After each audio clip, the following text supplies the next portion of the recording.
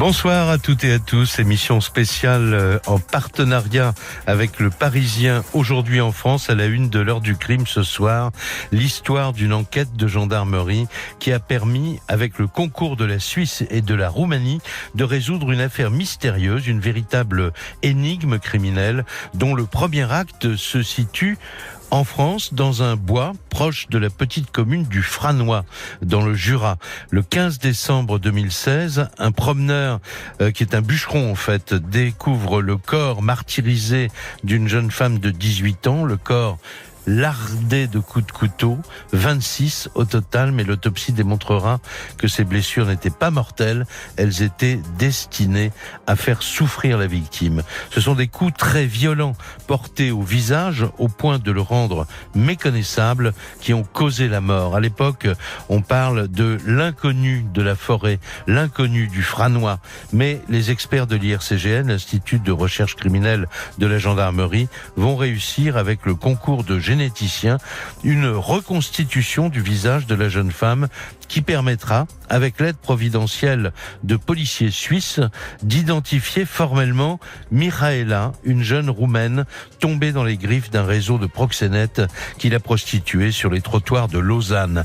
Les enquêteurs vont réussir aussi à identifier, grâce à un ADN masculin trouvé sur place, le meurtrier présumé de la victime, un travailleur frontalier qui admet avoir eu une relation sexuelle avec cette jeune femme, mais qui nie toute participation au crime.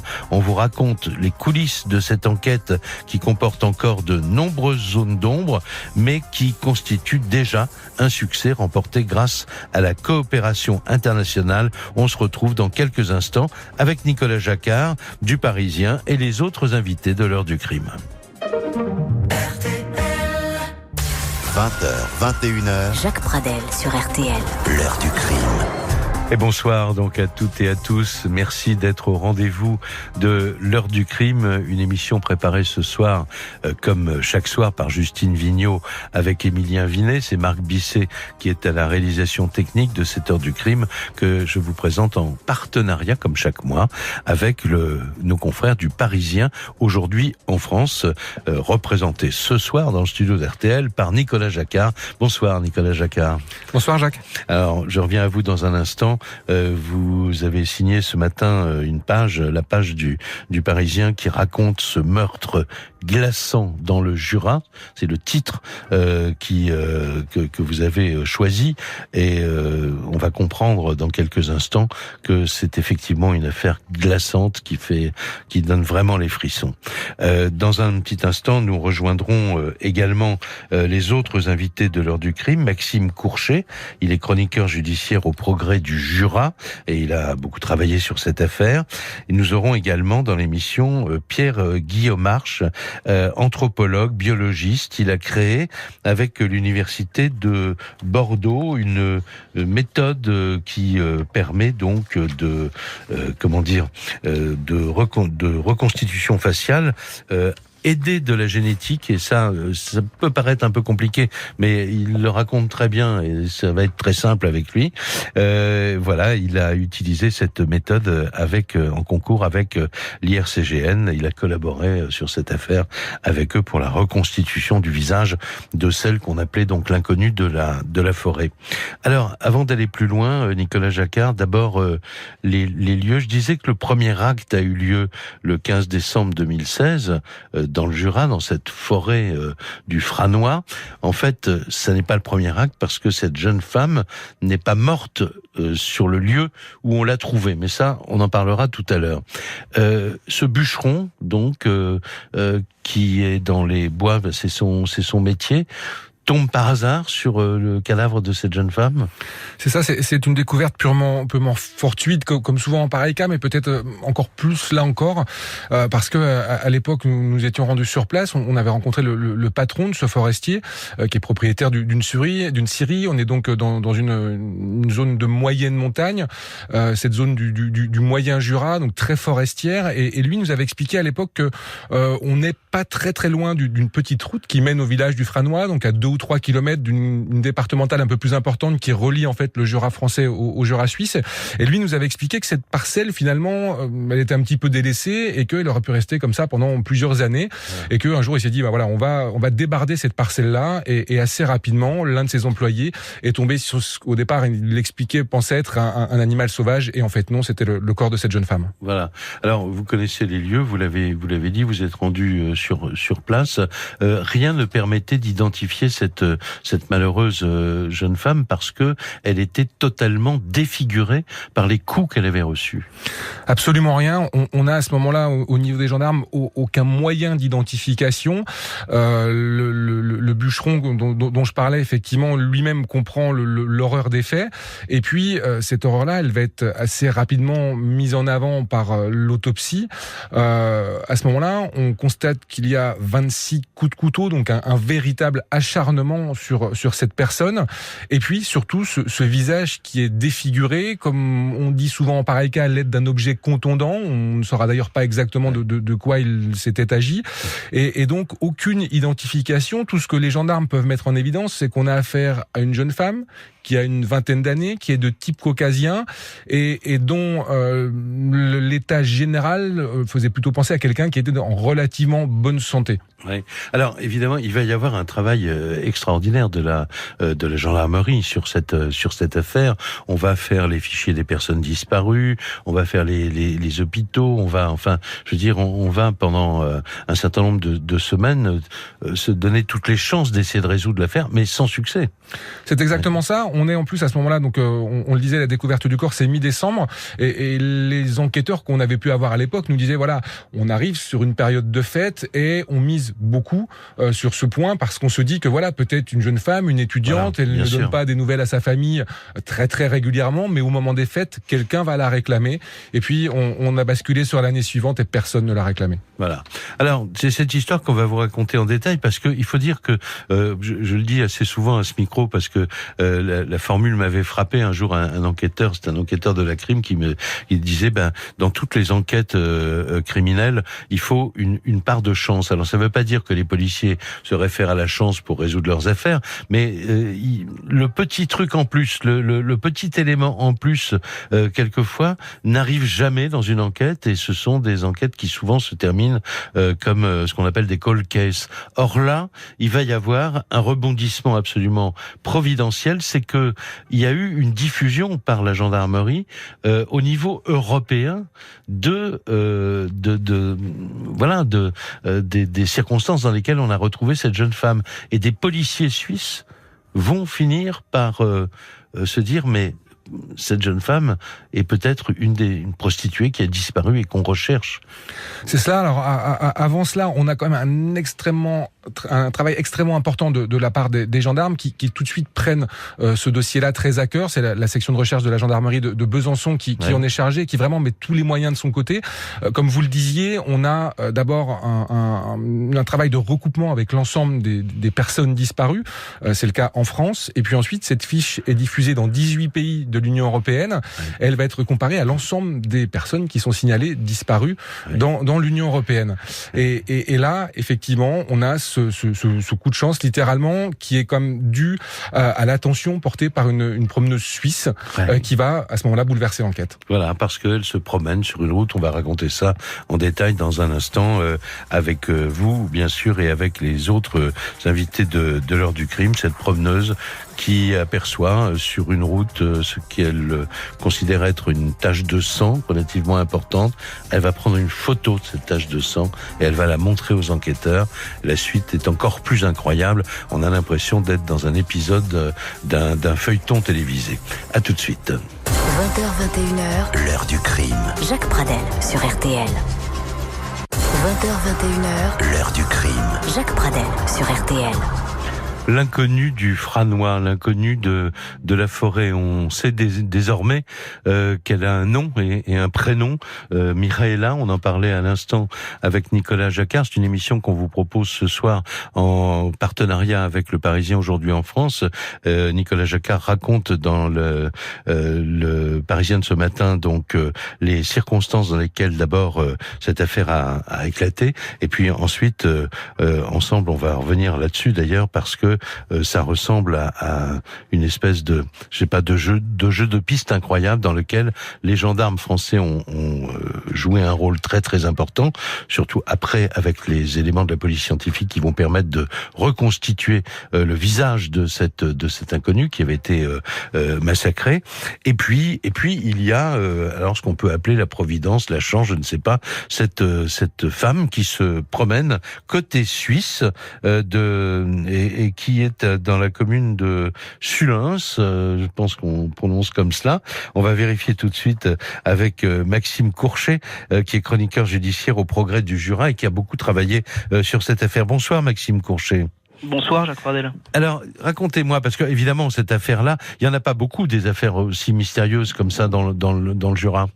Non, il y en a pas autant, on peut le dire. Oui. Bon, alors on peut parler de la découverte du corps, comme vous en avez parlé tout à l'heure, mais aussi effectivement de la chance, de la providence dans cette affaire, puisque c'est cette promeneuse qui se promène à Sulens, dans le canton de Vaud, qui avec son chien, je crois. Hein, avec son chien, exactement, et qui tombe sur cette trace de sang au sol et qui va donc la photographier. Vous l'avez dit. Et à côté de cette trace de sang, les enquêteurs qui vont revenir un petit peu plus tard vont découvrir une carte d'identité, enfin, des papiers d'identité qui seront ceux de Mihaela. Et c'est effectivement à la faveur d'un rapprochement entre les enquêteurs suisses et les gendarmes de la section de recherche de Besançon qu'on va s'apercevoir que cette trace de sang qui a été retrouvée au sol correspond à l'ADN, à toutes les indications qu'on a sur le corps qui a été retrouvé au Franois quelques mois auparavant. Voilà, et ça c'est donc la conséquence, Nicolas Jacquard l'évoquait il y a un petit instant, la conséquence de cette diffusion internationale dans 18 pays européens. 1300 fiches de personnes disparues sont étudiées à la loupe à l'époque, jusqu'à l'intervention de cette femme. Alors, ce sont des gendarmes suisses qui décident d'aller voir, mais quelques mois plus tard, je crois, les lieux sur lesquels cette femme a photographié la tache de sang. En effet, ils mettent un certain temps à venir sur place, mais le jeu en valait la chandelle, puisqu'ils ont véritablement permis un avancement énorme dans cette affaire. Avec des moyens de police technique extraordinaires, parce qu'il a fallu forer le bitume, je crois, parce que le sang avait séché. On a trouvé l'ADN de cette jeune femme dans le revêtement de la route, quoi, en fait. Oui, c'est ce qui s'est passé exactement. Et une fois qu'on avait cet ADN, évidemment, quelques semaines plus tard, on s'est aperçu que c'était donc, cela correspondait quand même à celui de Mihaela, voilà. Ouais. Et là, il y a une véritable piste, alors, Nicolas Jacquin, parce que les gendarmes suisses cherchent une prostituée qui a disparu. Oui, et tout le paradoxe et le problème aussi au départ de cette affaire, c'est que cette jeune femme n'a pas été signalée disparue par sa famille qui, elle, vit en Roumanie, parce que, voilà, elle était partie quelques semaines auparavant, elle ne donnait pas de nouvelles, et sa famille pensait que tout se passait bien dans ce qui devait être au départ un Eldorado suisse.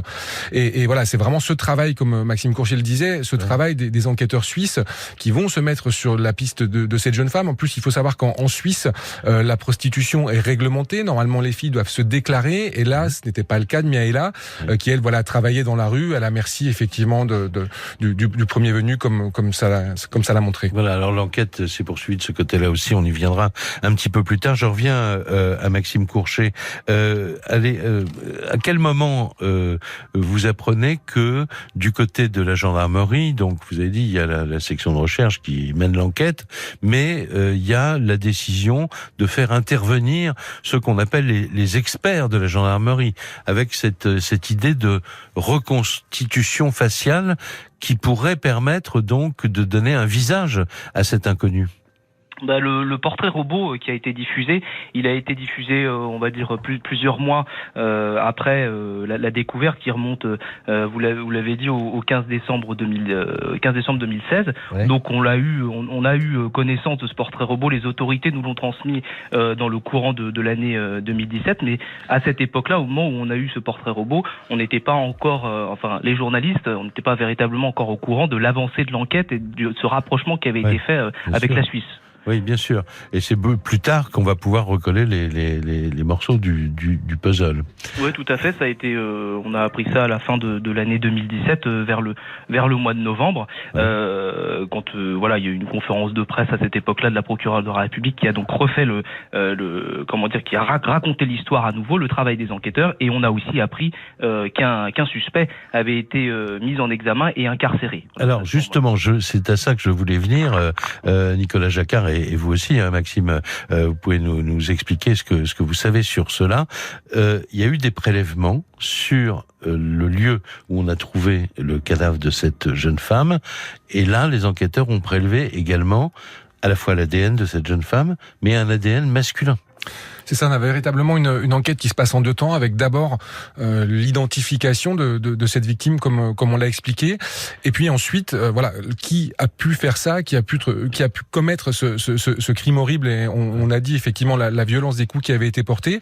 Et dès le départ, effectivement, il y a un second ADN qui est trouvé sur place par les hommes de la gendarmerie, et un ADN masculin dont très tôt les gendarmes se demandent s'il ne pourrait pas appartenir au meurtrier présumé de Miaela. Alors évidemment, selon l'usage, on va introduire cette empreinte génétique dans le fichier national automatisé des empreintes génétiques. Mais là, ça ne va pas matcher, comme disent les enquêteurs, parce que tout simplement, on le sait maintenant évidemment avec le recul, et la mise en examen donc d'une personne qui est l'auteur présumé de cette agression, mais qui nie, on y reviendra aussi. Maxime Courchet, en fait, les enquêteurs se disent, mais bon, il n'est pas dans le FNAEG, mais si on a trouvé son ADN, c'est dans du sang aussi, une trace de sang, donc ça veut dire que peut-être que le meurtrier s'est blessé au cours de l'agression, et c'est là où ils vont avoir une idée qui va leur permettre de résoudre l'énigme.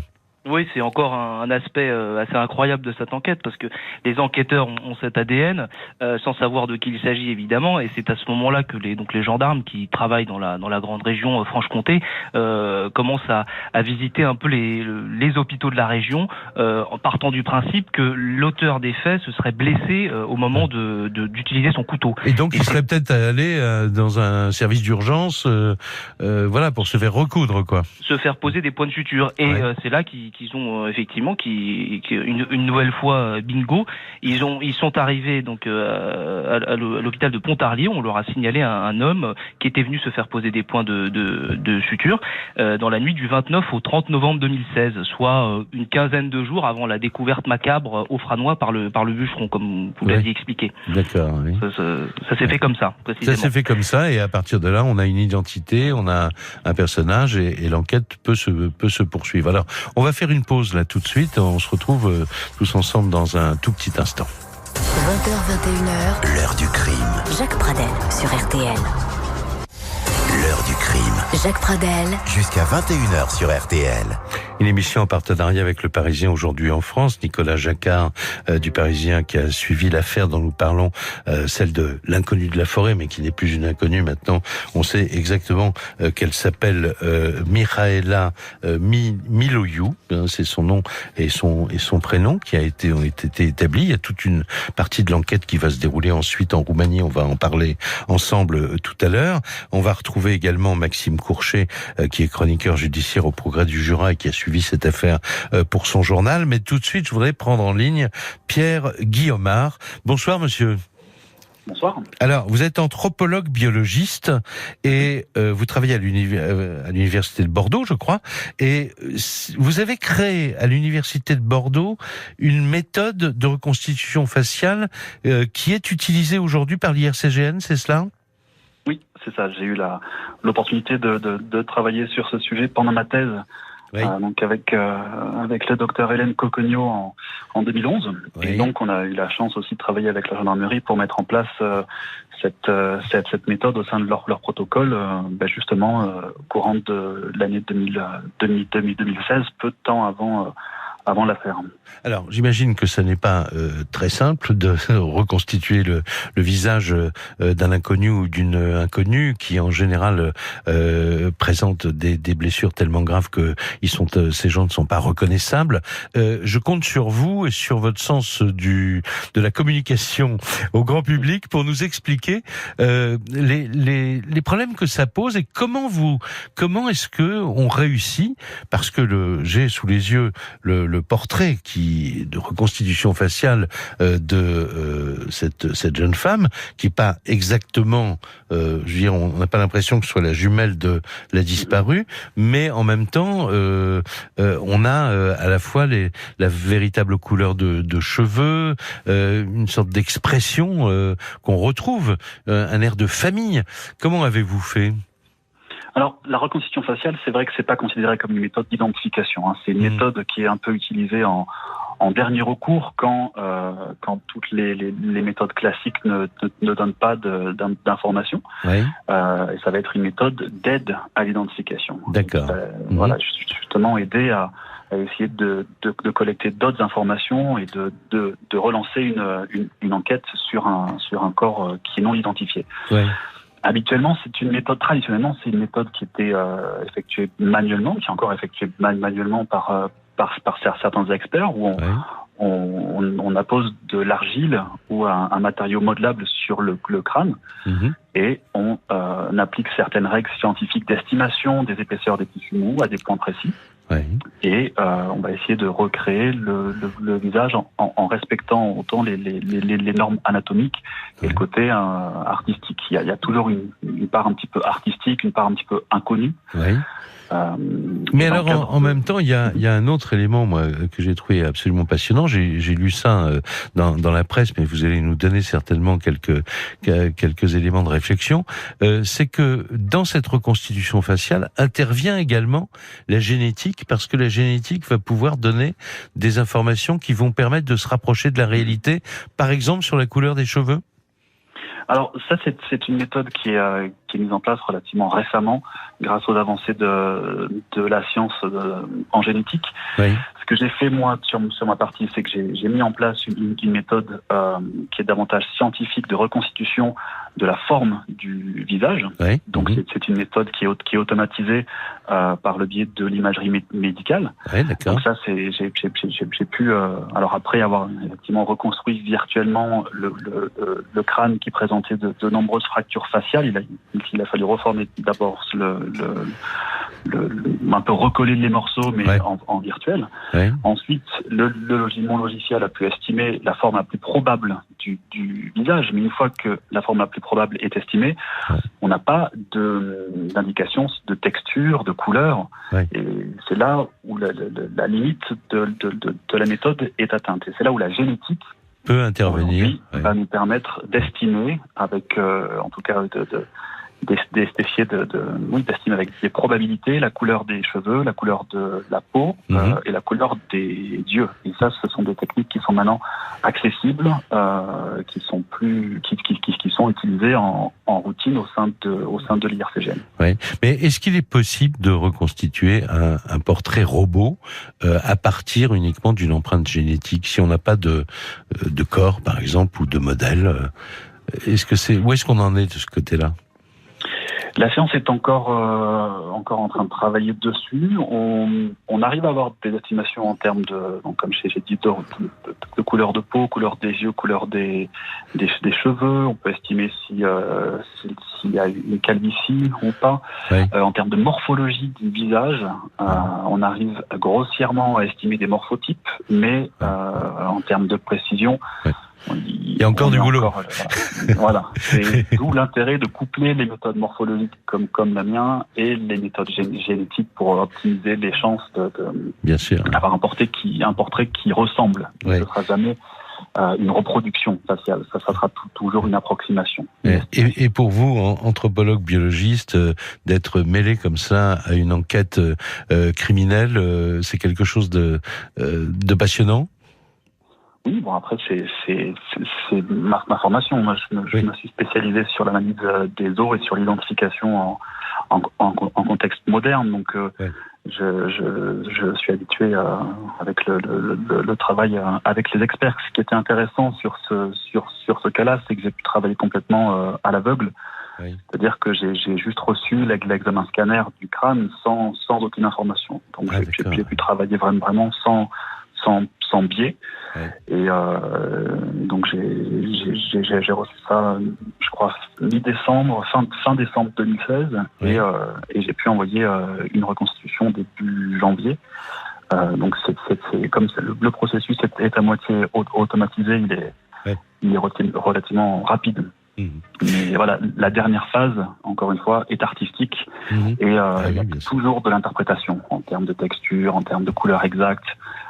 Même si là, on avait des informations de couleur aussi sur le corps où ces informations étaient encore visibles. Ouais.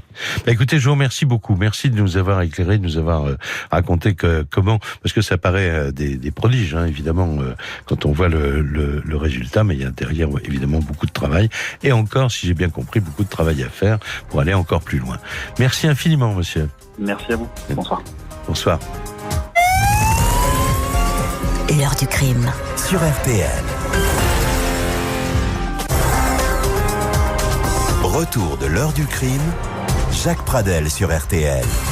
En partenariat ce soir, comme chaque mois, avec Le Parisien aujourd'hui en France, Nicolas Jacquard, vous l'avez entendu depuis le début de cette émission, raconte dans l'édition de ce matin du Parisien, sous le titre « Meurtre glaçant dans le Jura », l'histoire de cette enquête, les coulisses de cette enquête qui comporte encore beaucoup de zones d'ombre. On a, pour l'instant, personne n'est capable de dire pourquoi il y a eu cet acharnement, ces 26 coups de couteau dont vous parliez tout à l'heure, dont les médecins légistes ont dit qu'ils étaient surtout destinés à punir, à faire mal, mais pas à tuer. En tout cas, ces blessures n'étaient pas mortelles. Ce qui a été mortel, disent les médecins légistes, ce sont les coups reçus au visage.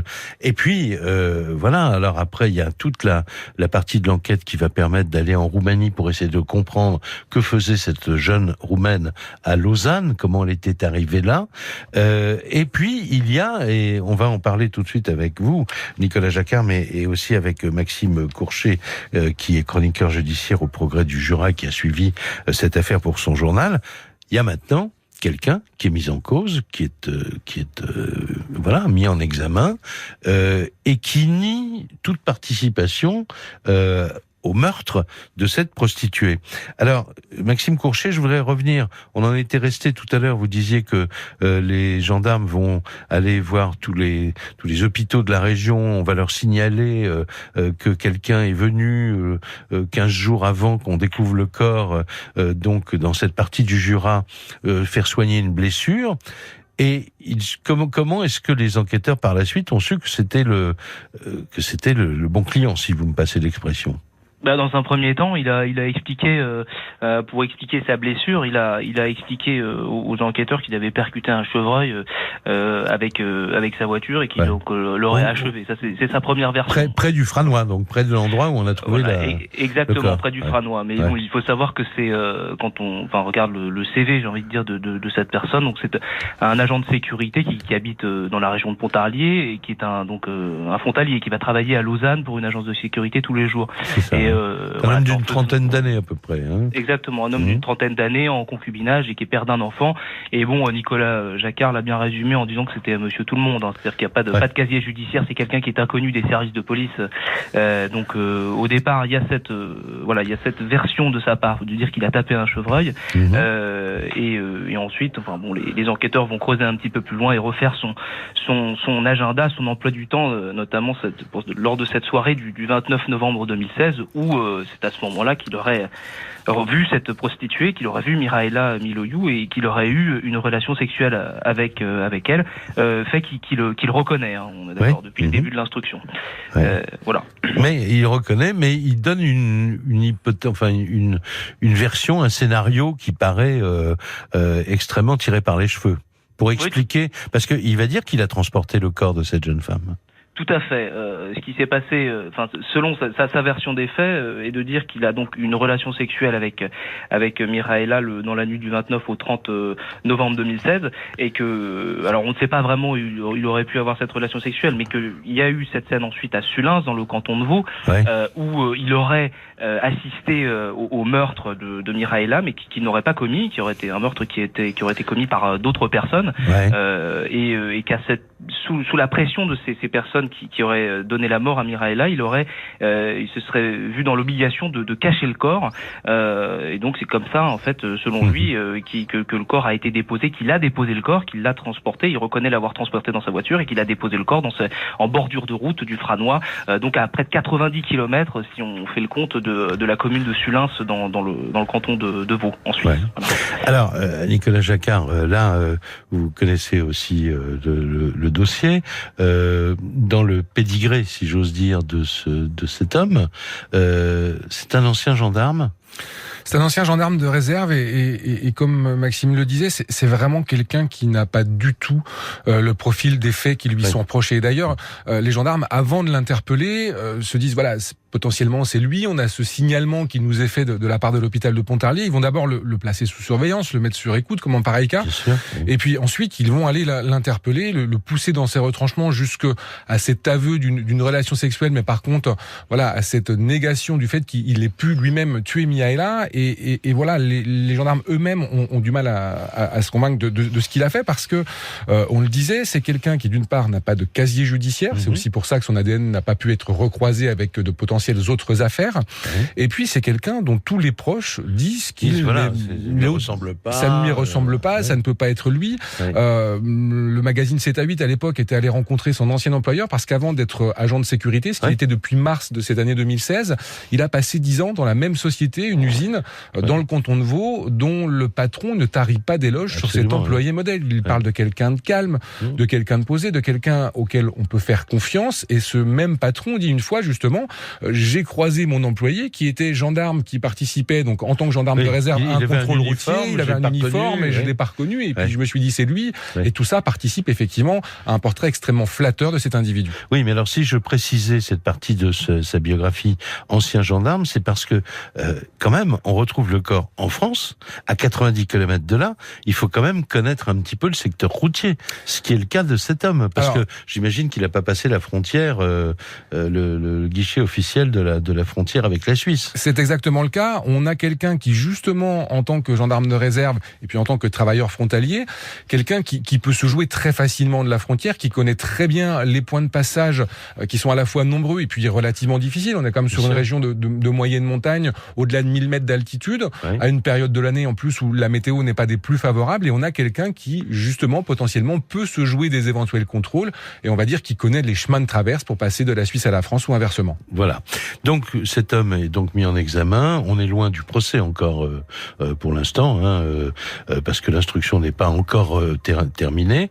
Je rappelle donc l'avocate de cet homme, maître Emmanuel Huot du barreau de Besançon, n'a pas souhaité participer à l'émission, mais on lui avait proposé évidemment d'intervenir et de nous parler de son client ou de la version de son client. Je renvoie tout le monde à votre article ce matin du Figaro et au papier de Maxime Courchet dans le Progrès du Jura. J'ajoute avant la pause, parce qu'on va avoir une pause maintenant et ce sera la dernière partie de l'émission, que si on croit le scénario de cet homme, il dit en fait j'ai une relation avec une prostituée côté suisse. Pourquoi à Sulins? Je ne sais pas si ça doit être dans le secret de l'instruction. On a dû lui demander comment il s'était retrouvé à Sulins. Et on se dit, mais alors, si les coups de couteau étaient faits pour faire souffrir et non pas pour tuer, etc., ça ressemble beaucoup à une sorte de règlement de compte dans le milieu de la prostitution. Alors, y a-t-il un réseau de prostitution associé à cette affaire? En fait, la réponse est oui. Jusqu'où? On ne sait pas, mais vous allez nous dire, vous, et dans un petit instant aussi Maxime Courchet, ce qu'on peut dire de cette partie de l'enquête qui vient, en fait, des investigations menées en Roumanie, et chez les parents de cette jeune femme. L'heure du crime. Sur RTL. Jacques Pradel, l'heure du crime sur RTL, en partenariat avec Le Parisien, aujourd'hui en France. Et avec Nicolas Jacquard, donc du Parisien, avec Maxime Courchet, chroniqueur judiciaire au Progrès de Lyon. Nous allons maintenant, dans cette dernière partie de l'émission, revenir sur venir à un aspect dont on n'a pas encore parlé, qui est le réseau de prostitution né en Roumanie, puisque cette jeune femme était tombée vraiment dans les griffes d'un réseau de prostitution. Mais auparavant, Maxime Courchet, on s'aperçoit que on n'a pas parlé de l'arme ou des armes du crime. On les a retrouvées. Selon les éléments dont je dispose, elle n'a pas été retrouvée, cette arme, ce couteau qui aurait donc servi à massacrer, on peut le dire comme ça, Miraela, on a dit le corps portait 26 coups de couteau. Ouais. Un couteau aurait été retrouvé au domicile du mis en examen, qui est actuellement incarcéré. Mais bon, pour le moment, il a toujours nié que ce couteau avait servi au crime. Et donc pour le moment, on en est là en fait à ce stade de l'instruction. Il y a également la voiture qui a servi à transporter le corps de Miraela, qui a été passée au crible par les enquêteurs, mais qui n'aurait pas donné d'éléments suffisants pour faire avancer les investigations. Voilà. Mais il a donc, vous confirmez que il a en tout cas avoué aux enquêteurs qu'il avait bien transporter le corps de Sulins au Jura, quoi. Enfin. Oui, il l'a reconnu et il a reconnu l'avoir fait sous la pression de personnes qui auraient commis ce meurtre sauvage, devant ses yeux. D'accord. Alors, là, je vous pose la question, Nicolas Jacquard. Les enquêteurs sont aussi ont pris contact aussi avec les autorités roumaines. On a retrouvé la famille de cette jeune femme. Qu'est-ce qu'on a découvert ? Alors, on a retrouvé sa famille. Ça a permis d'abord aussi de l'identifier absolument formellement, puisqu'on a comparé son ADN à celui de sa maman. Et puis, on a pu retracer le destin tragique, s'il en est, de cette jeune femme. Donc, il est apparu assez rapidement qu'elle n'était pas libre de ses mouvements et qu'elle appartenait, entre guillemets, à un réseau de prostitution basé en Roumanie et dont elle était tombée sous la coupe. Oui, alors, en fait, elle est d'un milieu modeste, un milieu campagnard, en fait. Sa famille est à 15 km d'une ville qui s'appelle Galati, qui est pas loin de la frontière de l'Ukraine, je crois. C'est ça, on est aux confins des frontières avec l'Ukraine, avec la Moldavie. On est vraiment à l'est de la Roumanie, donc un territoire plutôt déshérité, avec ces petits villages. Et elle-même habitait avec sa famille dans ce village à 15 km de Galati. Après, on a par contre une jeune femme dont tout le monde dit qu'elle suivait une scolarité initialement plutôt assidue. Voilà, elle avait des bons résultats. Qu'elle avait plutôt de bons résultats, qu'elle était plutôt une bonne élève, une jeune fille plutôt tranquille, jusqu'au jour où, à l'arrêt de bus, face à son lycée, elle va croiser un jeune homme très légèrement plus âgée qu'elle, dont elle va tomber éperdument amoureuse. Et à partir de là, sa vie va changer. C'est-à-dire que elle va moins être intéressée par les études. Elle va d'ailleurs les abandonner, ces études, je crois. C'est ça, ce processus va vraiment se passer en quelques semaines. Et Mihaela va tomber éperdument amoureuse de ce jeune homme, on le disait, et un jeune homme qui n'est pas là par hasard, puisqu'on a cette technique que les enquêteurs connaissent bien et que les enquêteurs roumains connaissent encore mieux, qui est cette technique dite du lover boy, c'est-à-dire d'un jeune homme qui va être mis en avant par le réseau de proxénètes pour aller séduire des jeunes femmes, les faire tomber sous sa coupe et ensuite les mettre sur le trottoir. C'est ça. Et c'est exactement ce qui s'est passé pour cette jeune Miraela. Donc, comment elle s'est retrouvée à Lausanne ? Alors, c'est exactement ce qui s'est passé. D'abord, avant d'arriver à Lausanne, elle était prostituée en Roumanie. Et à ce moment-là, il y a une première enquête qui va être diligentée par les enquêteurs roumains. Et d'ailleurs, celui qui l'a recrutée, qui se prénomme Dafinel, qui appartient à un clan dont plusieurs membres de sa famille font partie, les Bosseanu. Et Dafinel va être condamné par les autorités roumaines à 3 ans de prison avec sursis en septembre 2016, soit très exactement 3 mois avant la disparition de Mihaela. Et ensuite, donc, on pense qu'il a quitté la Roumanie en emmenant avec lui Miraela, et que c'est à Lausanne qu'elle aurait été prostituée, alors soit sous sa propre coupe, soit récupérée par un réseau donc de prostitution. C'est ça, puisque Mihaela va arriver en Suisse un mois avant sa mort, et on peut se demander si effectivement la condamnation de son proxénète en Roumanie n'a pas précipité ce voyage-là. Et puis on verra après coup que ce réseau est extrêmement structuré. Preuve en est que Mihaela se prostitue à Lausanne, mais que par contre Dafinel, lui, une fois qu'il l'a emmené en Suisse, il repart en Roumanie. Il repart en Roumanie. D'ailleurs, il sera pas là. C'est l'alibi parfait aussi. S'il est arrivé quelque chose à cause de ce réseau, il il est hors de cause, quoi. Et cet aspect de la chose, alors peut-être que vous avez des infos là-dessus, Maxime Courchet, du côté de l'enquête sur le réseau de proxénétisme, qu'est-ce que vous savez? Tout simplement que pour l'instant la défense, on a parlé d'Emmanuel Huot qui n'est pas dans l'émission ce soir, mais que pour la défense en tout cas du mise en examen pour meurtre, il reste encore des pistes à explorer dans cette affaire, puisque il y a tout un tas de développements qui ont été faits du côté roumain et qui peuvent laisser penser que Miraela était sous la griffe d'un, en tout cas elle était victime de proxénète à cette époque-là, et on vous l'avait dit, vu la sauvagerie du crime, on a pu penser à un règlement de compte qui pourrait en tout cas disculper le mis en examen, mais pour l'instant il est toujours mis en examen, atténuer sa responsabilité. Voilà quoi. Exactement. Mais voilà, donc on en est là. Dites-moi, on est loin donc du procès. On disait tout à l'heure avec Nicolas Jacquard, si le procès va avoir lieu un jour ou l'autre, à moins que l'instruction ne se termine parce qu'il y a un certain nombre de membres de ce réseau de proxénètes qui sont en fuite, je crois actuellement.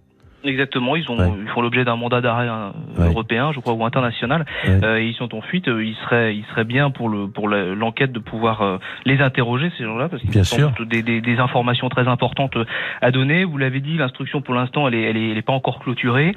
Sous les informations que j'ai ici à Lons-le-Saunier, le procès en assises, s'il y a procès en assises avec le mis en examen qui est actuellement en détention, aura lieu à Lons-le-Saunier et pas avant 2020 vraisemblablement. Pourquoi Lons-le-Saunier? Parce que le crime n'a peut-être pas eu lieu à Lons-le-Saunier, mais c'est bien dans le Jura, mais c'est bien dans le Jura que le corps a été retrouvé, au Franois donc. Et c'est le maire du Franois qui lui-même a signé le certificat de décès de Miraela au moment de rendre le corps à la famille. Et à ce sujet-là, il faut quand même rappeler que la famille de Miraela a récupéré le corps, donc les parents ont récupéré le corps de leur fille 1 an après la découverte macabre, ce qui est quand même très très long. Et j'ajouterais que la famille de Miraela s'est portée partie civile, va se porter partie civile, donc dans le cadre de l'instruction, pour avoir accès au dossier et pour comprendre un petit peu vers quoi est partie Miraela, en 2016 vers la Suisse, parce que ce qui ressort des investigations, c'est qu'ils ne savaient absolument rien de ce qu'est allé faire Miraela en Suisse. Bien sûr. Et les parents de Miraela ont pris un avocat français, à ma connaissance, maître Jean-Marc Florent, qu'on aura peut-être l'occasion d'interroger amicalement, évidemment, à ce micro d'RTL. Je vous remercie beaucoup. Merci infiniment, Maxime Courchet, donc du Progrès de Lyon, et merci beaucoup, Nicolas Jacquard. Une prochaine rencontre, évidemment, à l'occasion d'un nouveau partenariat entre RTL et Le Parisien, aujourd'hui en France. Merci. Merci à vous. L'émission est maintenant terminée. La nuit tombait doucement sur les reliefs escarpés du Jura, enveloppant les sapins d'un manteau de mystère et de silence. Dans cette région de moyenne montagne, où le froid de décembre mordait les visages et figeait la sève des arbres, la vie suivait d'ordinaire un cours paisible, rythmé par le travail de la forêt et le passage discret des frontaliers. Pourtant, en ce 15 décembre de l'an 2016, le destin allait placer sur le chemin d'un modeste bûcheron une découverte qui allait bouleverser bien des vies et mobiliser les forces de l'ordre de 3 nations unies par une quête commune de justice et de vérité. Ce forestier, un homme habitué à la rudesse du bois et à la solitude des grands espaces, ne se doutait pas, en commençant sa journée de débardage près de la commune du Franois, qu'il deviendrait le premier témoin d'une énigme hors du commun. Sur une parcelle un peu délaissée, à l'écart des sentiers battus, ses yeux rencontrèrent une forme que son esprit refusa d'abord d'identifier. Ce qu'il prit un instant pour le reste d'un animal sauvage se révéla être le corps martyrisé d'une jeune femme. L'effroi fut immédiat, mais très vite, le courage et le sens du devoir prirent le dessus. Les autorités furent alertées, et c'est ainsi que commença l'histoire de celle que l'on appela pendant de longs mois l'inconnue de la forêt. Le premier acte de cette affaire se jouait là, dans le silence glacé du Jura français, mais ses racines s'étendaient bien au-delà des montagnes, vers les plaines de Roumanie et les rives du lac Léman en Suisse. L'autopsie révéla une violence inouïe, un acharnement de 26 coups de couteau, mais les médecins légistes notèrent un détail singulier: ces blessures n'étaient pas destinées à ôter la vie immédiatement, mais à infliger une souffrance, une sorte de punition cruelle. Ce furent des coups terribles portés au visage qui causèrent finalement le décès, rendant la victime méconnaissable et privant les enquêteurs de tout espoir d'identification rapide. La jeune femme, âgée d'environ 18 ans, n'avait aucun papier sur elle, aucune empreinte connue dans les fichiers nationaux. Elle était une ombre, une présence tragique sans nom. Pendant des semaines, les gendarmes de la section de recherche de Besançon travaillèrent sans relâche. Ils explorèrent les fichiers des personnes disparues, interrogèrent les hôpitaux, vérifièrent chaque signalement, mais le silence persistait. L'année 2016 s'acheva sans que personne ne réclame cette jeune fille. On espérait que les fêtes de fin d'année, moment de retrouvailles familiales, feraient apparaître un manque, une inquiétude quelque part en Europe. Mais le téléphone restait muet. C'est alors que la science et la coopération internationale entrèrent en scène, apportant une lueur d'espoir là où l'obscurité semblait avoir triomphé. À l'Institut de recherche criminelle de la Gendarmerie nationale, des experts et des généticiens se penchèrent sur le cas. Parmi eux, Pierre Guillaumard, un anthropologue biologiste passionné par l'identification humaine, utilisa une méthode innovante développée à l'Université de Bordeaux. Malgré les nombreuses fractures du crâne, il réussit, grâce à l'imagerie médicale et à des logiciels de pointe, à recoller virtuellement les morceaux et à estimer la forme la plus probable du visage de la victime. Ce travail, mêlant rigueur anatomique et une part d'interprétation artistique, permit de donner un nouveau visage à l'inconnu. La génétique apporta sa pierre à l'édifice en fournissant des probabilités sur la couleur des cheveux, de la peau et des yeux. Ce n'était pas encore une photographie parfaite, mais c'était un portrait empreint d'humanité, une image qui pouvait enfin parler au monde. Parallèlement, la providence, ce petit supplément de chance qui accompagne parfois les enquêtes les plus difficiles, se manifesta de l'autre côté de la frontière. En Suisse, dans le canton de Vaud, sur la commune de Sullens, une promeneuse qui marchait avec son chien remarqua une tache de sang importante sur le bitume. Intriguée et inquiète, elle prit une photographie et prévint la police. Les policiers suisses, en explorant les environs, découvrirent à proximité des papiers d'identité éparpillés. Ces documents appartenaient à une certaine Mihaela, une jeune citoyenne roumaine. Grâce à la diffusion internationale de la fiche de l'inconnu dans 18 pays européens, le rapprochement fut fait. L'ADN prélevé dans le bitume de la route suisse correspondait parfaitement à celui de la jeune femme retrouvée dans la forêt du Franois. L'ombre avait enfin un nom, Mihaela Miloiu. L'enquête s'orienta alors vers le milieu de la prostitution à Lausanne. On découvrit que la jeune Mihaela, attirée par la promesse d'un Eldorado suisse, était tombée sous la coupe d'un réseau de proxénètes. Sa famille, restée en Roumanie, ignorait tout de sa situation réelle, pensant qu'elle construisait sa vie honnêtement à l'étranger. C'est pour cette raison qu'elle n'avait pas été signalée disparue. Le puzzle commençait à s'assembler, mais une question demeurait, qui avait commis ce crime odieux ? Un deuxième ADN, masculin celui-là, avait été retrouvé sur les lieux de la découverte du corps. Mais l'empreinte ne figurait dans aucun fichier. Les enquêteurs eurent alors une intuition brillante. Partant du principe que le meurtrier avait pu se blesser lui-même avec son propre couteau lors de l'agression, ils visitèrent les hôpitaux de la région. Leur persévérance fut récompensée à l'hôpital de Pontarlier. Le personnel signala qu'un homme était venu se faire poser des points de suture dans la nuit du 29 au 30 novembre 2016, soit peu de temps avant la découverte du corps. Cet homme avait une identité. C'était un agent de sécurité d'une trentaine d'années, travailleur frontalier, père de famille, sans aucun antécédent judiciaire. Un homme que tout le monde décrivait comme Monsieur Tout-le-Monde. Placé sous surveillance puis interpellé, cet ancien gendarme de réserve finit par admettre avoir eu une relation sexuelle avec Mihaela cette nuit-là. Cependant, il nia avec véhémence être le meurtrier. Sa version des faits était digne d'un scénario complexe, il prétendait avoir assisté au meurtre de la jeune femme commis par d'autres individus et avoir été contraint, sous la menace, de transporter le corps sur 90 km pour le déposer dans la forêt du Franois. Malgré ces dénégations et les zones d'ombre qui subsistaient, l'enquête progressait. Le succès de cette affaire ne résidait pas seulement dans l'arrestation d'un suspect, mais dans la démonstration éclatante de ce que l'intelligence humaine, la technologie moderne et la solidarité entre les peuples pouvaient accomplir. Des gendarmes français, des policiers suisses, des autorités roumaines et des scientifiques de haut niveau avaient uni leurs forces pour rendre sa dignité à une jeune femme dont la vie avait été si cruellement fauchée. Au-delà de l'aspect criminel, cette histoire devint un témoignage de résilience et d'espoir. Elle rappelait que, même dans les bois les plus sombres du Jura, aucune vie n'est insignifiante et que la vérité finit toujours par trouver son chemin vers la lumière.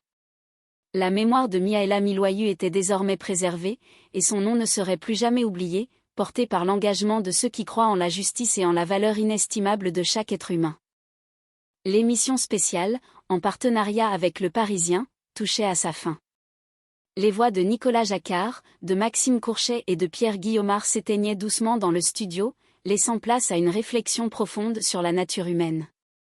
Ce soir-là, l'heure du crime n'avait pas seulement raconté une tragédie, elle avait célébré le triomphe de la coopération et de la persévérance sur l'indifférence et l'oubli. Le silence de la forêt du Jura en ce milieu de mois de décembre 2016 n'est troublé que par le craquement des branches sous les pas d'un homme habitué à la rudesse de la nature. Cet homme, un bûcheron dont le métier est de lire l'histoire des arbres, s'apprête à découvrir une vérité bien plus sombre que les ombres portées par les grands sapins. Nous sommes le 15 décembre, à proximité de la petite commune du Franois. Dans cette zone de moyenne montagne, le froid s'est déjà installé, figeant le paysage dans une attente austère. En débardant une parcelle de bois délaissée depuis plusieurs années, l'ouvrier forestier aperçoit une forme qu'il prend d'abord pour un animal sauvage. En s'approchant, l'effroi le saisit. Ce n'est pas un habitant de la forêt, mais le corps martyrisé d'une jeune femme. L'alerte est donnée immédiatement. Les gendarmes de la section de recherche de Besançon arrivent sur les lieux, découvrant une scène d'une violence inouïe. La victime est une jeune femme d'environ 18 ans.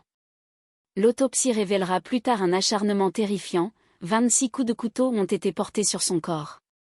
Pourtant, les médecins légistes concluent que ces blessures, bien que cruelles, n'étaient pas mortelles. Elles semblaient destinées à infliger une souffrance indicible, une sorte de punition sadique. Ce sont des coups d'une brutalité extrême portés au visage, à l'aide d'un objet lourd et contondant, qui ont causé la mort en rendant la malheureuse totalement méconnaissable. À cet instant, personne ne sait qui elle est. Pour les enquêteurs et pour les habitants de la région, elle devient l'inconnue du Franois, un mystère de chair et de sang déposé au milieu des bois. Les premières semaines d'enquête sont marquées par un travail acharné mais infructueux.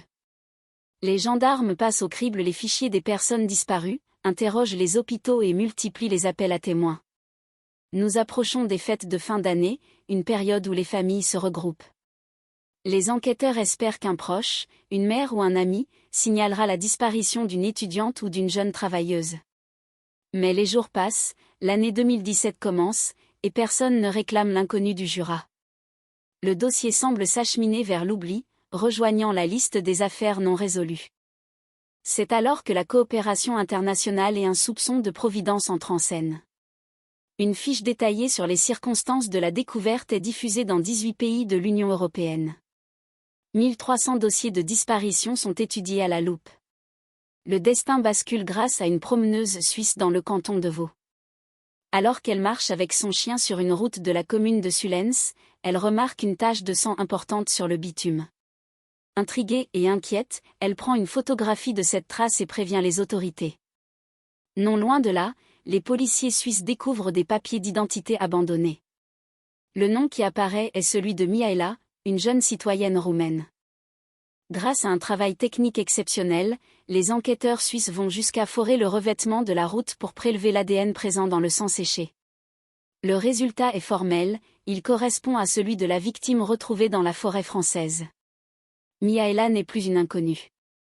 On découvre qu'elle était partie de Roumanie vers ce qu'elle croyait être un Eldorado suisse, avant de tomber dans les griffes d'un réseau de proxénètes qui l'obligeait à se prostituer sur les trottoirs de Lausanne. Sa famille, restée au pays, ne s'était pas alarmée de son silence, pensant qu'elle construisait sa vie honnêtement. Parallèlement, la science apporte une aide précieuse pour redonner une dignité humaine à la victime.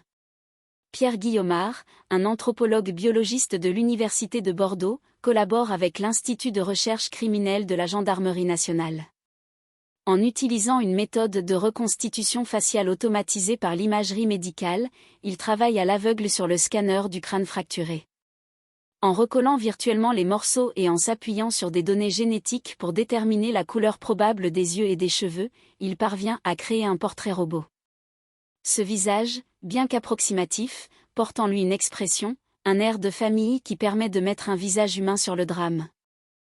L'enquête s'accélère alors pour retrouver le meurtrier. Sur le lieu de la découverte du corps au Franois, les techniciens de l'identification criminelle avaient isolé un second ADN, de type masculin cette fois. Cependant, cette empreinte ne correspond à aucun profil enregistré dans le fichier national automatisé des empreintes génétiques. Les gendarmes émettent alors une hypothèse audacieuse, l'agresseur a pu se blesser lui-même en portant les 26 coups de couteau. Ils entreprennent de visiter tous les services d'urgence des hôpitaux de la grande région Franche-Comté. La persévérance paie à l'hôpital de Pontarlier.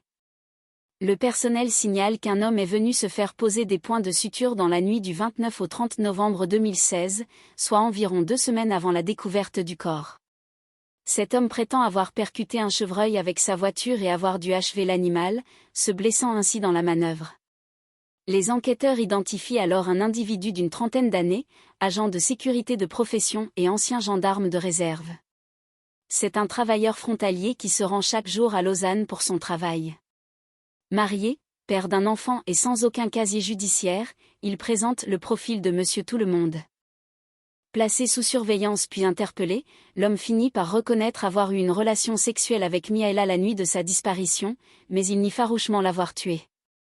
Il livre une version des faits singulière, affirmant avoir assisté au meurtre de la jeune femme commis par des tiers à Sulens.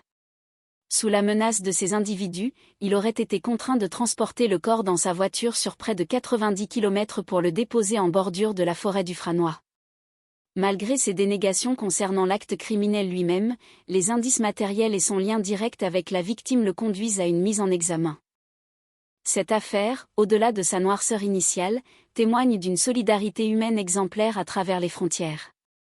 C'est l'histoire d'une jeune femme vulnérable que l'on a tenté d'effacer, mais que la ténacité des enquêteurs, la sagacité des scientifiques et la vigilance d'une simple promeneuse ont permis de sortir de l'oubli.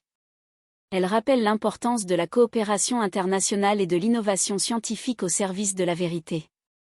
Même dans les recoins les plus sombres d'une forêt jurassienne, la justice et l'humanité finissent par trouver un chemin pour redonner un nom à ceux qui n'en ont plus et pour porter un message d'espoir. Personne n'est jamais tout à fait seul, et aucun crime ne reste indéfiniment sans réponse. La nuit tombait doucement sur les reliefs escarpés du Jura, enveloppant les sapins d'un manteau de silence et de mystère. En ce 15 décembre 2016, l'hiver marquait déjà son territoire par un froid piquant qui figeait la sève des arbres. Au cœur de la forêt, près de la petite commune du Franois, un homme s'avançait d'un pas assuré. C'était un bûcheron, un enfant du pays dont le métier consistait à dialoguer avec la nature et à entretenir ses parcelles de montagne. Ce jour-là, une décision presque fortuite de son patron, propriétaire d'une scierie, l'avait conduit vers une parcelle délaissée depuis des années. Personne n'aurait pu imaginer que ce geste banal allait briser le calme immuable de la région. Alors qu'il progressait pour débarder le bois, l'œil exercé du forestier accrocha une forme inhabituelle au sol. Au premier abord, il crut apercevoir la dépouille d'un animal sauvage, une victime de la rudesse du climat. Mais en s'approchant, l'horreur se substitua à la curiosité. Là, parmi les feuilles mortes et la terre gelée, gisait le corps d'une jeune femme d'environ 20 ans. La scène était d'une violence inouïe. La malheureuse présentait de nombreuses blessures, mais c'était son visage, frappé avec un acharnement incompréhensible, qui rendait toute identification immédiate impossible. Les gendarmes de la section de recherche de Besançon, dépêchés sur les lieux, allaient bientôt découvrir la complexité de ce qu'ils appelleraient l'inconnu de la forêt. L'autopsie révéla un mystère supplémentaire, 26 coups de couteau avaient été portés, mais aucun n'était mortel. Ils semblaient destinés à infliger une souffrance, une punition cruelle, tandis que les traumatismes au visage avaient finalement causé le décès. Qui était-elle? Pourquoi un tel acharnement? Pendant des semaines, les enquêteurs scrutèrent les fichiers des personnes disparues, interrogèrent les hôpitaux et les universités, espérant qu'une famille réclamerait cette jeune femme de type caucasien, apparemment en bonne santé avant le drame. Les fêtes de fin d'année passèrent, apportant leur lot de lumière et de joie dans les foyers, mais pour l'inconnu du Franois, le silence demeurait absolu. Elle semblait n'appartenir à personne, une ombre égarée dans les neiges du Jura. C'est alors que la coopération internationale et une suite d'événements presque providentiels allaient faire basculer l'enquête. Une fiche descriptive fut diffusée dans 18 pays de l'Union européenne. À quelques dizaines de kilomètres de là, de l'autre côté de la frontière, en Suisse, une promeneuse marchait avec son chien sur une route de la commune de Sullens, dans le canton de Vaud. Son regard fut attiré par une tache de sang importante sur le bitume. Intriguée et inquiète, elle prit une photographie de cette trace, un geste simple qui allait devenir la clé de l'énigme. Les policiers suisses, alertés, se rendirent sur place. Malgré le temps écoulé, ils réussirent l'exploit technique de forer le revêtement de la route pour extraire de l'ADN enfoui dans les pores du bitume. Le résultat fut formel, ce sang appartenait à la jeune femme retrouvée au Franois. Mieux encore, à proximité de la tache, des papiers d'identité furent découverts. L'inconnue avait enfin un nom, Mihaela Miloiu. Elle était roumaine et avait quitté son pays quelques semaines plus tôt, laissant derrière elle une famille qui, faute de nouvelles, l'imaginait en train de bâtir une vie meilleure dans l'Eldorado suisse. Malheureusement, la réalité était bien plus sombre. Mihaela était tombée dans les griffes d'un réseau de proxénètes et se trouvait contrainte à la prostitution sur les trottoirs de Lausanne. Pendant que les enquêteurs suisses et français unissaient leurs forces, la science apportait une contribution spectaculaire. Pierre Guillaumard, anthropologue et biologiste à l'Université de Bordeaux, collabora avec l'Institut de recherche criminelle de la Gendarmerie nationale. Grâce à une méthode innovante de reconstitution faciale assistée par la génétique, il redonna virtuellement un visage à la victime. En analysant les marqueurs génétiques, les experts purent estimer avec précision la couleur de ses yeux et de ses cheveux, créant un portrait robot d'une fidélité troublante qui permettrait plus tard de confirmer son identité auprès de ses proches. L'enquête s'accéléra alors. Sur le lieu de la découverte du corps, un second ADN avait été prélevé, une empreinte masculine. Bien que cet ADN ne corresponde à aucun profil connu dans les fichiers automatisés, les gendarmes eurent une intuition brillante. Ils supposèrent que l'agresseur s'était peut-être blessé au cours de la lutte. Ils visitèrent les centres hospitaliers de la région. À l'hôpital de Pontarlier, ils découvrirent qu'un homme était venu se faire poser des points de suture dans la nuit du 29 au 30 novembre 2016, soit 15 jours avant la découverte du corps. L'homme identifié n'avait rien d'un criminel endurci au premier regard. Agent de sécurité de 30 ans, père d'un enfant et ancien gendarme de réserve, il menait une vie en apparence banale entre la France et la Suisse. Placé sous surveillance puis interpellé, il finit par admettre avoir eu une relation sexuelle avec Mihaela cette nuit-là, mais il nia farouchement le meurtre. Sa version des faits, complexe et singulière, évoquait l'intervention de tiers et une contrainte qui l'aurait poussé à transporter le corps sur 90 km pour le déposer dans les bois du Franois. Malgré les zones d'ombre qui subsistaient, cette enquête devint le symbole d'un succès humain et technique remarquable. Elle rappelait que, derrière chaque dossier criminel, il y a une vie, une dignité à restaurer et une vérité à établir. Grâce à la ténacité des hommes et des femmes de loi, à la solidarité entre les nations et au miracle de la science, Mihaela n'était plus une inconnue oubliée dans une forêt glacée. Elle redevenait une fille, une sœur, une personne dont le destin tragique appelait à la justice, mais aussi à une profonde réflexion sur la protection des plus vulnérables. La lumière de la vérité commençait enfin à dissiper les ténèbres de ce bois du Jura, offrant un message d'espoir et d'humanité au milieu de la douleur. La nuit tombait doucement sur les montagnes du Jura, enveloppant les sapins d'un manteau de silence et de mystère. Dans ce décor de carte postale, où la nature semble respirer au rythme des saisons, une histoire singulière allait bientôt lier des destins par-delà les frontières. C'était le 15 décembre 2016. Un homme, un bûcheron habitué au parfum de la résine et au craquement des branches sous ses pas, marchait dans un bois proche de la petite commune du Franois. Ce jour-là, la forêt ne lui offrit pas seulement son calme habituel, mais le confronta à une découverte qui allait bouleverser la région. Au détour d'un sentier délaissé, il aperçut une forme. Ce n'était pas un animal sauvage, comme il l'avait cru au premier regard, mais une jeune femme. Elle reposait là, immobile, victime d'une violence que la sérénité des lieux rendait plus insupportable encore. L'enquête qui débuta alors fut le point de départ d'une aventure humaine et scientifique extraordinaire, unissant la France, la Suisse et la Roumanie dans une quête commune pour la vérité et la justice. Pendant de longues semaines, cette jeune femme fut appelée l'inconnue de la forêt. Elle n'avait pas de nom, pas de passé connu, seulement un visage rendu méconnaissable par la cruauté. Mais dans l'ombre, des hommes et des femmes refusaient de la laisser sombrer dans l'oubli. Les gendarmes de la section de recherche de Besançon, animés par une détermination sans faille, explorèrent toutes les pistes. Ils consultèrent les fichiers des personnes disparues, interrogèrent les hôpitaux, mais le silence restait total. Personne ne réclamait cette jeune femme de 20 ans au type caucasien, qui semblait pourtant avoir été en pleine santé. C'est alors que la science et la solidarité internationale entrèrent en scène, transformant ce drame en une démonstration de génie humain. À l'Institut de recherche criminelle de la Gendarmerie nationale, des experts s'allièrent à des généticiens et à des chercheurs comme Pierre-Guillaume Arche.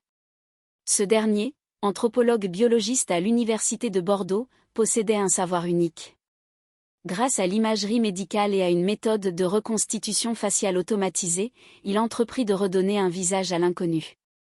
Travaillant à partir d'un scanner du crâne, sans aucun préjugé, il laissa les algorithmes et l'anatomie guider ses mains virtuelles. Peu à peu, les traits se dessinèrent. La génétique apporta les nuances essentielles, la couleur probable des yeux, celle des cheveux, la texture de la peau. Ce n'était pas une photographie parfaite, mais une approximation pleine d'espoir, un portrait robot qui portait en lui une étincelle de vie. Ce visage, diffusé largement, allait devenir la clé du mystère. La chance, ce petit coup de pouce du destin que les enquêteurs appellent parfois la providence, se manifesta de l'autre côté de la frontière, en Suisse. Une promeneuse, marchant avec son chien dans la commune de Sullens, remarqua une tache de sang inhabituelle sur le bitume.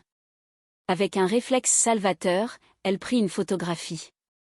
Ce geste simple, presque anodin, permit aux policiers suisses de faire le lien avec une jeune femme disparue dans le milieu de la prostitution à Lausanne. En forant le revêtement de la route pour extraire l'ADN séché, ils confirmèrent l'incroyable, le sang appartenait à la même personne que celle du Franois. L'inconnu avait enfin un nom, Mihaela Miloiu. C'était une jeune Roumaine partie vers ce qu'elle croyait être un Eldorado, mais tombée dans les filets de réseaux sombres. Sa famille, restée au pays, ne l'avait pas signalée disparue, pensant qu'elle construisait sa vie ailleurs. L'identification de Mihaela fut une première victoire du cœur sur l'indifférence. Elle n'était plus une statistique, elle était une fille, une sœur, une personne dont la vie méritait d'être racontée et honorée. L'enquête se tourna ensuite vers l'ombre qui l'avait croisée. Un ADN masculin avait été retrouvé sur les lieux de la découverte du corps. Mais l'homme derrière cet ADN ne figurait dans aucun fichier. Les gendarmes, faisant preuve d'une intuition remarquable, parcoururent les registres des hôpitaux de la région. Ils cherchaient un homme qui aurait pu se blesser au moment des faits. Leurs efforts portèrent leurs fruits à l'hôpital de Pontarlier. Un homme était venu se faire poser des points de suture dans la nuit du 29 au 30 novembre 2016. Cet homme, un agent de sécurité d'une trentaine d'années, père de famille et sans casier judiciaire, semblait être monsieur tout-le-monde. Ancien gendarme de réserve, il menait une vie apparemment tranquille. Pourtant, confronté aux preuves, il admit avoir eu une relation sexuelle avec Mihaela. S'il nie à avoir commis le crime, sa version des faits, impliquant des tiers mystérieux et un transport de corps sur 90 km, laissa les enquêteurs perplexes. Malgré les zones d'ombre qui subsistaient, l'essentiel était là, grâce à la coopération exemplaire entre les nations et à l'excellence de la recherche scientifique française, le voile avait été levé. Cette affaire, bien que marquée par la tristesse, devint le symbole d'une humanité qui se mobilise pour les plus vulnérables. Elle montra que personne n'est vraiment seul tant qu'il existe des individus prêts à consacrer leur talent et leur énergie à restaurer la dignité d'un visage effacé. Mihaela Miloiu ne reposait plus dans l'anonymat d'un bois jurassien. Elle avait retrouvé son identité, et à travers elle, une forme de paix. Les forêts du Jura, avec leurs grands sapins verts et leur air pur, pouvaient redevenir des lieux de promenade et de vie, gardant en mémoire que même dans les moments les plus sombres, la lumière de la vérité finit toujours par percer la canopée. La nuit était tombée sur les montagnes du Jura, enveloppant les sapins d'un manteau de silence et de mystère. En ce mois de décembre de l'année 2016, le froid piquait la peau et le givre transformait le paysage en un tableau cristallin. Près de la petite commune du Franois, la forêt semblait dormir d'un sommeil éternel, loin du tumulte des grandes cités. C'est ici que commence notre récit, non pas comme une tragédie sans fin, mais comme le point de départ d'une quête acharnée pour la vérité et la dignité humaine. Un matin, un bûcheron, homme de la terre habitué à la rudesse du climat et à la solitude des bois, s'enfonça dans une parcelle de forêt un peu délaissée. Ce travailleur, dont le quotidien consistait à débarder le bois pour une scierie locale, fit alors une découverte qui allait bouleverser sa vie et celle de toute une région. Là, parmi les feuilles mortes et la terre gelée, reposait le corps d'une jeune femme.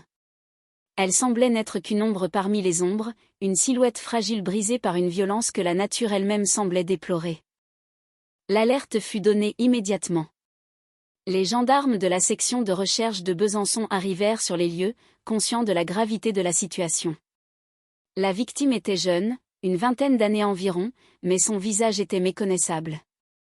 L'autopsie révéla plus tard que 26 coups de couteau avaient été portés, des blessures qui, bien que terribles, n'étaient pas destinées à ôter la vie instantanément mais à marquer la chair. C'étaient les coups portés au visage avec un objet lourd qui avait causé le décès. Dans les journaux, on commença à l'appeler l'inconnu de la forêt ou l'inconnu du Franois. Elle n'était alors qu'un numéro de dossier, une énigme sans nom, mais pour les enquêteurs, elle devint une mission sacrée, lui rendre son identité. Pendant des semaines, les gendarmes travaillèrent sans relâche. Ils consultèrent les fichiers des personnes disparues, interrogèrent les hôpitaux, diffusèrent des avis de recherche dans 18 pays de l'Union européenne. Mais le temps passait, les fêtes de fin d'année arrivèrent et repartirent sans que personne ne vienne réclamer la jeune femme. C'était un silence pesant, comme si elle n'avait existé pour personne. Pourtant, dans l'ombre, la science et la solidarité internationale s'apprêtaient à accomplir un petit miracle de persévérance. Le premier tournant de cette histoire se produisit de l'autre côté de la frontière, en Suisse. Une promeneuse, accompagnée de son fidèle chien, marchait sur une route de la commune de Sullens, dans le canton de Vaud. Son regard fut attiré par une tache sombre sur le bitume, une trace de sang qui semblait raconter un drame caché. Instinctivement, elle prit une photographie et contacta les autorités. Ce geste simple, empreint de civisme, allait devenir la clé de voûte de toute l'enquête. Les policiers suisses, avec une minutie exemplaire, retournèrent sur les lieux. Ils allèrent jusqu'à forer le revêtement de la route pour extraire l'ADN présent dans le sang séché. Le résultat tomba, il correspondait parfaitement à celui de l'inconnu du Jura. Grâce à cette coopération transfrontalière, une piste sérieuse apparut. Les autorités suisses recherchaient une jeune femme travaillant dans le milieu de la prostitution à Lausanne, une activité qui, bien que réglementée, la laissait vulnérable aux dangers de la rue. Son nom fut enfin prononcé, Mihaela Miloiu. C'était une jeune Roumaine qui avait quitté son pays dans l'espoir de trouver un Eldorado, une vie meilleure pour aider sa famille. Sa disparition n'avait pas été signalée car ses proches pensaient qu'elle poursuivait son rêve, loin des yeux mais toujours dans leur cœur. C'est ici que l'histoire prend une dimension profondément humaine et technologique. Pour confirmer l'identité de Mihaela et donner un visage à l'enquête, les gendarmes firent appel à Pierre Guillaumard, un anthropologue biologiste de l'Université de Bordeaux. En collaboration avec l'Institut de recherche criminelle de la Gendarmerie nationale, une méthode révolutionnaire de reconstitution faciale fut mise en œuvre. À partir du crâne, bien que fracturé, les experts réussirent à reconstruire virtuellement les traits de la victime. La génétique apporta sa contribution en précisant la couleur probable des yeux et des cheveux. Le portrait robot qui en résulta n'était pas seulement une image technique, c'était le reflet d'une vie, une expression retrouvée qui permettait enfin de regarder Mihaela dans les yeux. Alors que l'identité de la victime était désormais établie, une autre question demeurait, qui était responsable de cet acte ? Un second ADN, masculin cette fois, avait été retrouvé sur les lieux de la découverte du corps. Mais l'individu n'était répertorié dans aucun fichier national. Les enquêteurs eurent alors une idée lumineuse. Partant du principe que le meurtrier avait pu se blesser lui-même lors de l'agression, ils visitèrent les services d'urgence des hôpitaux de la région. À l'hôpital de Pontarlier, ils découvrirent qu'un homme était venu se faire poser des points de suture peu de temps avant la découverte du corps. L'homme en question, un agent de sécurité d'une trentaine d'années, père de famille et sans casier judiciaire, semblait être Monsieur Tout-le-Monde. Ancien gendarme de réserve, il menait une vie apparemment tranquille entre la France et la Suisse. Lorsqu'il fut interpellé et confronté aux preuves, il finit par admettre avoir eu une relation sexuelle avec Mihaela, mais il nia farouchement l'avoir tuée. Sa version des faits, bien que complexe, évoquait l'intervention de tiers et une contrainte qui l'aurait forcé à transporter le corps sur 90 km pour le déposer dans les bois du Franois. Malgré les zones d'ombre qui subsistaient sur les motivations exactes et le déroulement précis de cette nuit-là, l'enquête fut un succès retentissant pour la justice et la coopération internationale. Elle démontra que, face à l'obscurité d'un crime, la lumière de la vérité finit toujours par percer grâce à la détermination des hommes et des femmes de loi. Miaela n'était plus l'inconnue de la forêt. Elle était redevenue une fille, une sœur, une personne dont le souvenir méritait d'être honoré par la recherche incessante de la justice. Cette histoire nous rappelle que chaque vie humaine a une valeur inestimable et que, même dans les moments les plus sombres, l'humanité sait se mobiliser pour rendre leur nom à ceux que l'on croyait oubliés. Le voyage de Miaela, de la Roumanie aux montagnes du Jura, se termine peut-être dans une forêt silencieuse, mais son héritage est celui d'une vérité retrouvée, un message d'espoir et de dignité qui continue d'inspirer ceux qui luttent pour un monde plus juste et plus humain. La soirée commençait sous les auspices d'une collaboration fraternelle entre les ondes et le papier, une émission spéciale en partenariat avec le quotidien Le Parisien. Aujourd'hui en France, à la une de l'heure du crime ce soir, se dessinait l'histoire d'une enquête de gendarmerie hors du commun. C'était le récit d'une quête de vérité qui avait permis, avec le concours précieux de la Suisse et de la Roumanie, de résoudre une affaire mystérieuse, une véritable énigme criminelle dont le premier acte se situait au cœur de la nature française, dans un bois paisible proche de la petite commune du Franois, niché dans les paysages verdoyants du Jura. Tout commença le 15 décembre 2016. Un promeneur, qui exerçait la noble profession de bûcheron, parcourait les sentiers forestiers lorsqu'il fit une découverte bouleversante. Il s'agissait du corps martyrisé d'une jeune femme de 18 ans. Le corps portait les traces de 26 coups de couteau au total. Cependant, l'autopsie allait démontrer plus tard que ces blessures n'étaient pas mortelles en elles-mêmes, mais destinées à faire souffrir la victime avec une cruauté indicible. Ce sont des coups très violents portés au visage, au point de le rendre méconnaissable, qui avaient causé la mort. À cette époque, le mystère était entier et l'on parlait avec émotion de l'inconnu de la forêt ou de l'inconnu du Franois. Mais la science, habitée par une volonté de rendre justice, allait entrer en scène. Les experts de l'Institut de recherche criminelle de la gendarmerie, les fameux techniciens de l'Institut de recherche criminelle de la gendarmerie nationale, allaient réussir, avec le concours de généticiens passionnés, une reconstitution du visage de la jeune femme. Ce travail d'orfèvre permit, avec l'aide providentielle de policiers suisses, d'identifier formellement la victime. Elle s'appelait Miaela. C'était une jeune Roumaine tombée dans les griffes d'un réseau de proxénètes qu'il avait exploité sur les trottoirs de Lausanne.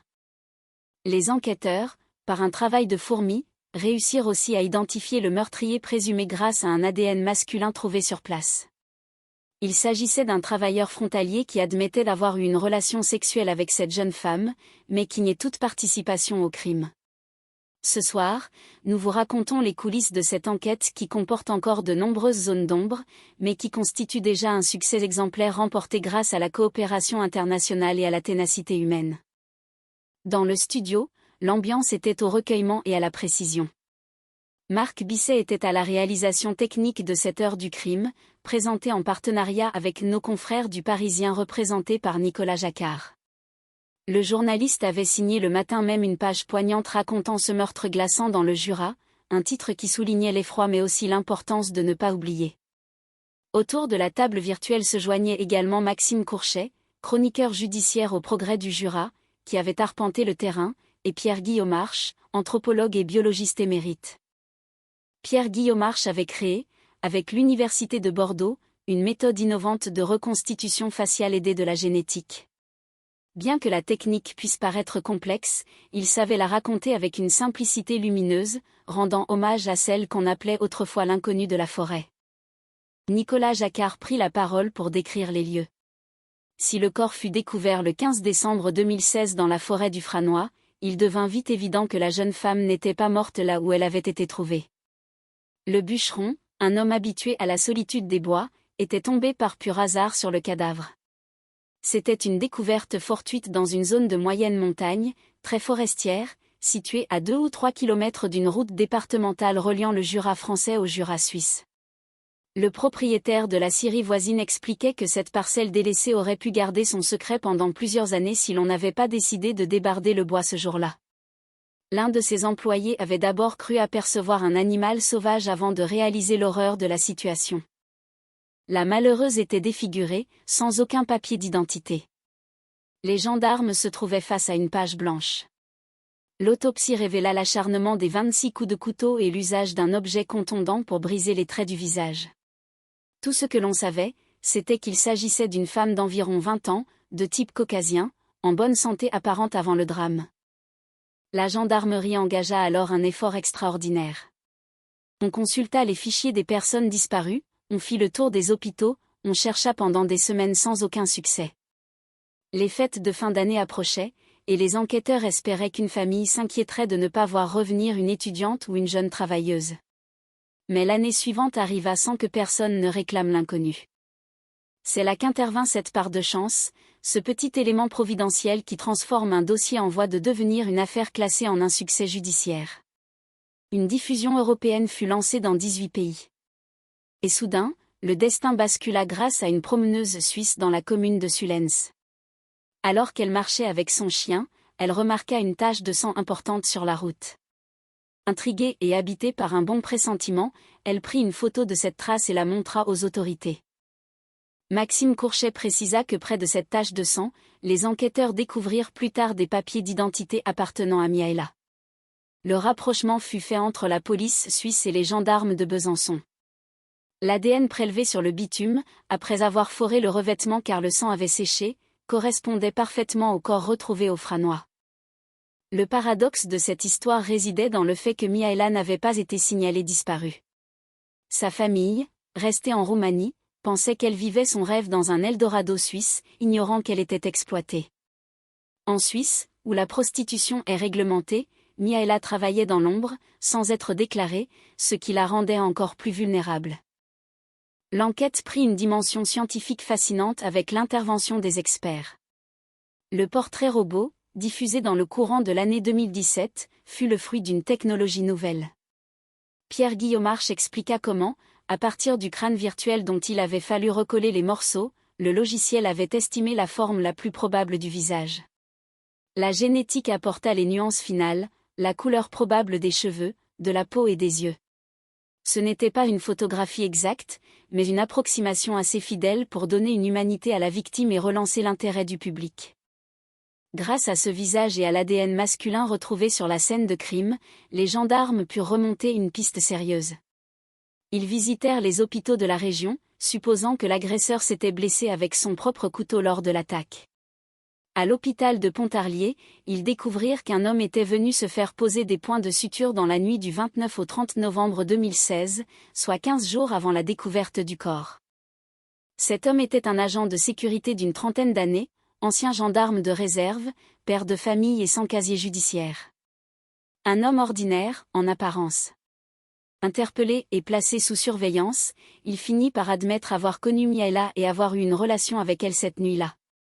Cependant, il livra une version des faits singulière pour expliquer sa blessure et le transport du corps.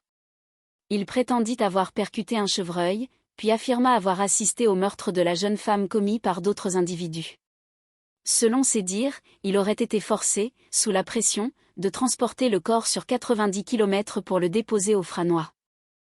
L'enquête se poursuivait alors pour démêler le vrai du faux, pour comprendre les motivations de cet acharnement et rendre définitivement justice à Miaela.